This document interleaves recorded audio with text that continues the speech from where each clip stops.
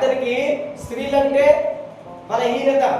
అందుకనే వాళ్ళు ఏం చేసిండ్రు, ఒక స్త్రీ దగ్గరికి వెళ్ళి నీకు ఏది కావాలంటే అది ఇస్తాము, నువ్వేం చేయి, సంసోనుని అతని యొక్క శక్తి ఎలా ఎక్కడ ఉన్నదో నువ్వు కనుక్కొను.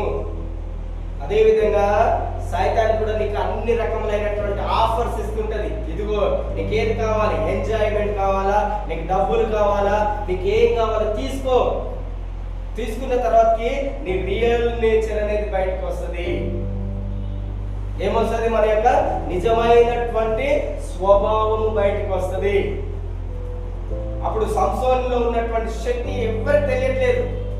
ఎందుకంటే అతన్ని తాళ్ళతోటి కట్టేసిన, పెద్ద పెద్ద తాళ్ళతో కట్టేసిన ఆ తాళ్ళన్నీ ఏ విధంగా తెగిపోతున్నాయి. ఒకడు అగ్ని పెట్టినట్టు ఆ కాల్ చేస్తే ఏ విధంగా అయితే తెగిపోతుందో అంత సింపుల్ గా తెంపేస్తున్నాడు.